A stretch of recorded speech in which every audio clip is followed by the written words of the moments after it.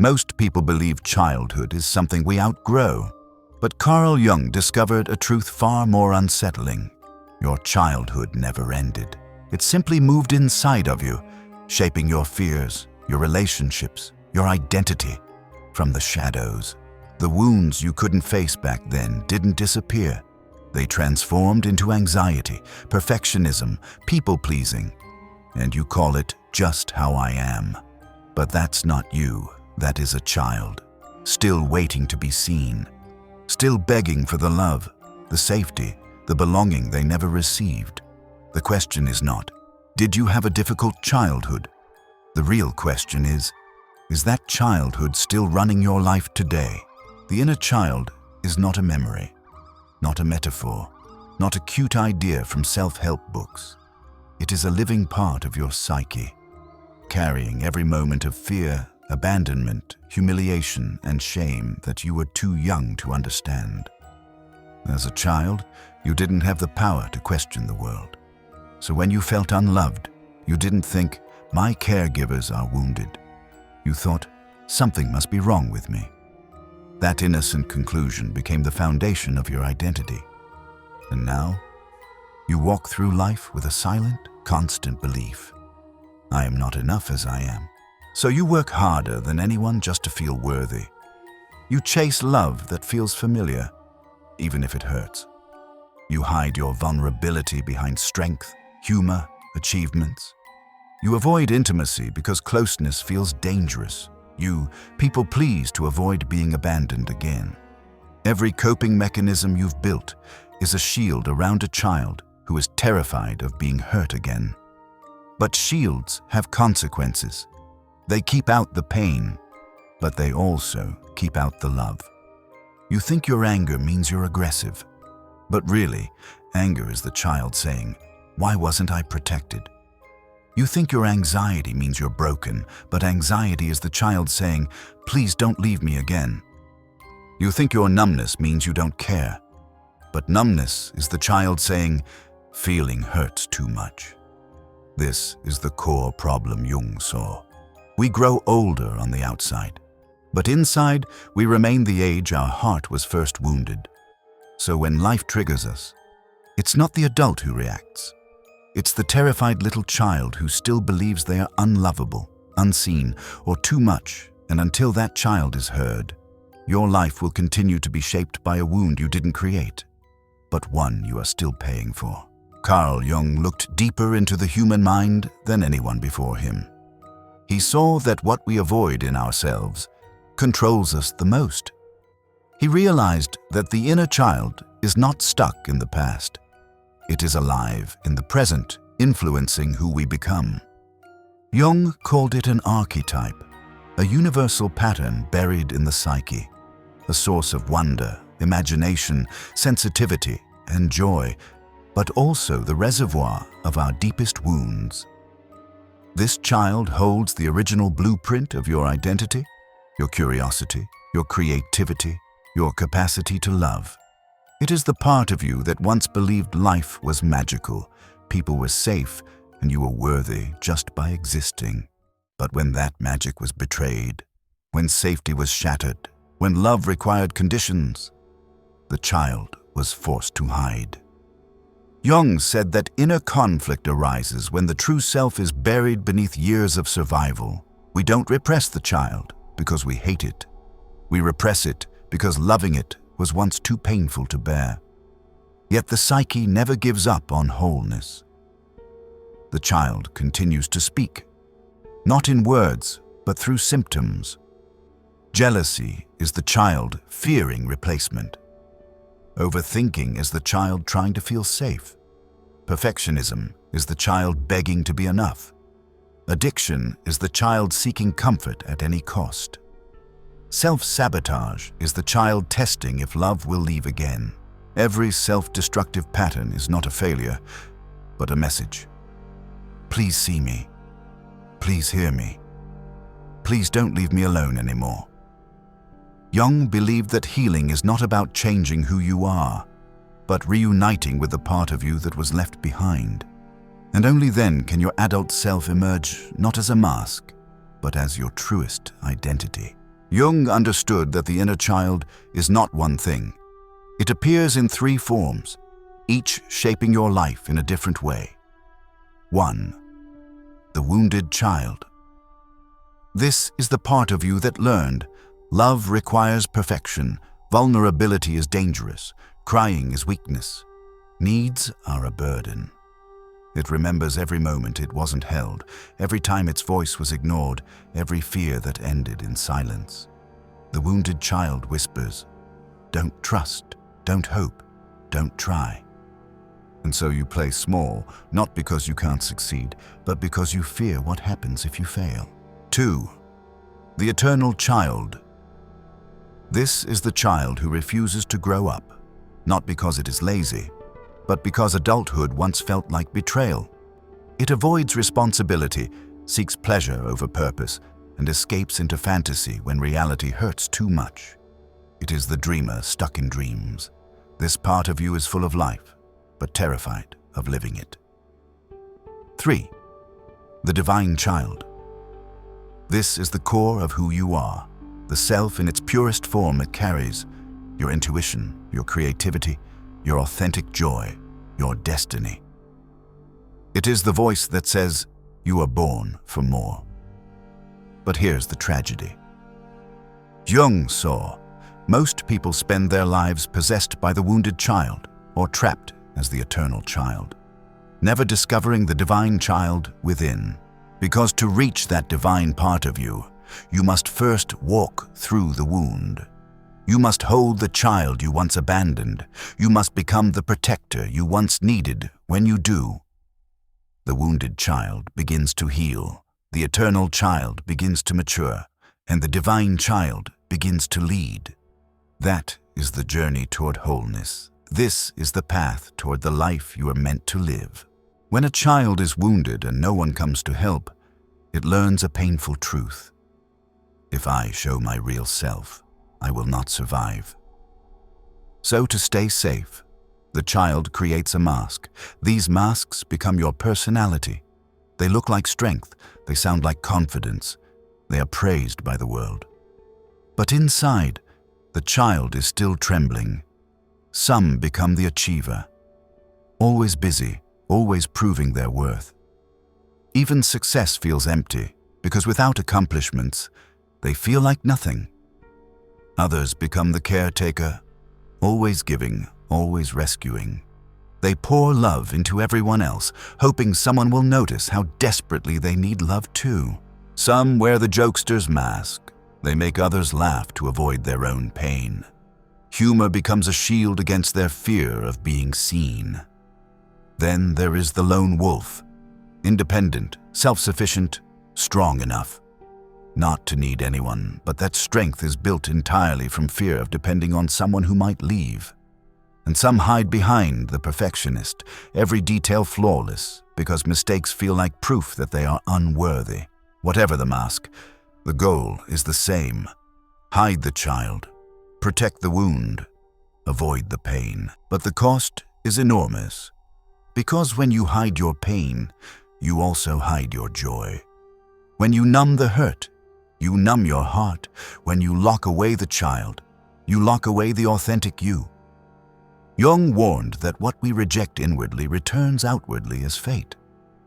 We keep meeting the same heartbreak, the same rejection, the same emptiness, because the child inside us is trying to get our attention. These masks may have saved you once, but now they are suffocating the life you're trying to live. The world sees your armor, but the truth is that armor is hiding a child still asking for love. There comes a point in every life when the masks begin to crack. Success no longer fills the emptiness. Distractions no longer silence the anxiety. The approval you chase never feels like love. You reach the goals you thought would save you, and you still feel lost. This is the moment many call rock bottom. But Jung saw it differently.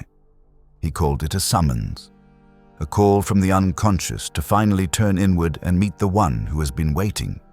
It feels like breaking down, but it is actually breaking open.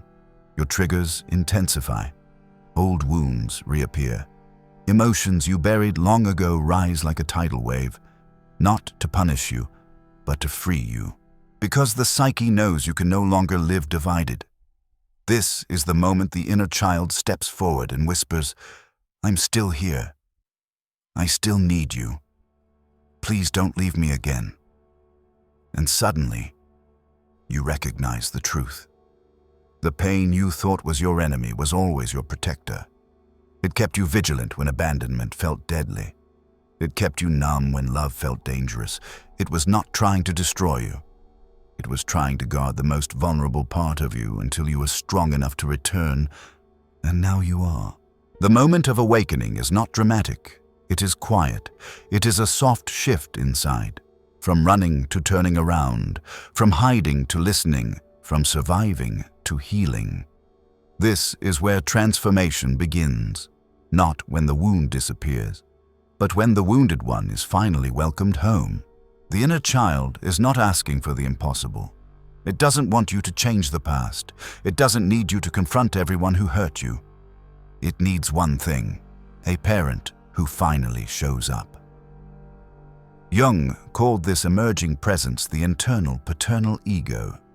Not paternal as in gender, but as an inner authority, an adult who can lead your life with wisdom and love. This internal parent says what no one said to you when you needed it most. You are safe. You are allowed to feel. I will protect you now. You don't have to earn love. You already deserve it. The moment that voice awakens, the child relaxes. Not instantly, not perfectly, but slowly, like a clenched fist finally opening. This is what reparenting is. Listening without judgment, comforting without conditions, protecting without withdrawal, guiding without fear. It is the adult inside you putting an arm around the child and saying, "I'm not abandoning you again. I believe you. I choose you." Because healing is not the absence of triggers, it's the presence of support. Every time you honor your needs, you become the protector the child never had. Every time you rest without guilt, you show the child they are worthy of care. Every time you speak your truth, you teach the child that their voice matters. The wound began in relationship, so the healing must too. But this time, the relationship is with you. This is not about blaming the past. It is about reclaiming your future. When the internal parent leads, the masks of adulthood fall away, and the child that once struggled to survive finally learns how to live.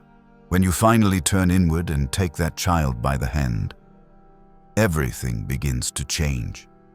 The fear that once controlled you loses power, not because the danger disappears, but because the child is no longer facing it alone. Anxiety softens into presence, because safety is no longer a memory. It becomes a relationship. Anger transforms into boundaries, not explosions or self-destruction, but calm, grounded self-respect. People-pleasing fades because love stops being something you earn and becomes something you already are. The inner critic quiets down as the inner parent's voice grows stronger. You are allowed to exist exactly as you are. This is the moment the divine child begins to rise.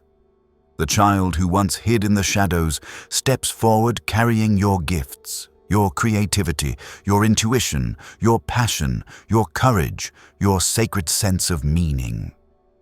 Life stops feeling like something to survive and starts feeling like something to explore. You begin to make choices from vision, not from fear. You allow yourself to be seen, not for what you accomplish, but for who you are. Relationships deepen. Joy returns. Purpose becomes clear. Your heart opens again. And maybe for the first time, you feel truly alive. This is what Jung called individuation. Not perfection, not enlightenment, but wholeness. The child is no longer trapped in the past. The adult is no longer ruled by fear. Both walk together, integrated, united, powerful. You become the person you were always meant to be before the world told you to become someone else, and the wounds that once defined you become the very places your light shines through. This is not the end of your story. It is the beginning of your truest life. Somewhere in your past, there was a moment that changed everything. It might have been loud. A shout, a slammed door, a betrayal you couldn't understand, or it might have been silent. A need ignored, a tear unseen, a loneliness that stretched on for years. You may not even remember the details, but your body remembers. Your heart remembers. That child remembers. So pause, just for a moment. Breathe. Turn your attention inward. Gently ask yourself, when did I first learn that I had to hide who I am to be loved? When did I decide that my feelings were too much? Whose approval am I still chasing? Whose voice tells me I am not enough? Whose rejection am I still terrified to repeat? Let the answers rise without judgment. Do not push them away. Do not explain them. Simply notice. Because this is where your healing begins. In the courage to look at what hurt you, not to relive the pain, but to reclaim the power you lost in that moment. You're not going back to stay there. You're going back to rescue yourself. So I invite you to share one reflection. Not for attention, not for validation, but because healing happens when our hidden truths are finally spoken. What is the earliest moment your inner child needed someone, and no one came? You don't have to share every detail, just a sentence, just a feeling, just the age you were. Your words might be the lifeline someone else needs tonight, and if writing is too much right now, just type, "I'm listening to my inner child." Because before this video ends, pause and recognize what you've done. You turned toward the most fragile part of yourself instead of running away from it. That alone is healing. That alone is brave. But the inner child doesn't heal in a single moment. This isn't a one-time revelation. It's a relationship, one that takes patience, protection, and presence. So don't disappear now. Don't slip back into the silence that once convinced you that you were alone. Stay with this journey.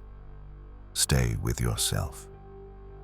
If this message spoke to something deep inside you, if you felt a memory stir, a lump form in your throat, a truth you've avoided start to surface, then let this be your turning point. Subscribe. Not for me, for the part of you that is finally ready to be seen. Share your story in the comments. Not because you owe anyone your pain, but because speaking it aloud is how you take your power back, and when you're ready to go even deeper. I wrote something for you. My ebook, The Dark Thread We've All Been Tied To. It's about the invisible strings that have controlled us since childhood. Manipulation, power, and the hidden forces that shape our choices and relationships without us even knowing. This book will show you how to spot the patterns that keep you stuck, defend yourself from emotional entanglement, break free from the threads that steal your power. Once you see the thread, you can't unsee it. And that's when freedom begins. You'll find the link in the pinned comment. Take it as a sign your healing wants to continue. Because now, your inner child has someone on their side. Now, you are not abandoning yourself again. This is the beginning of your return to wholeness.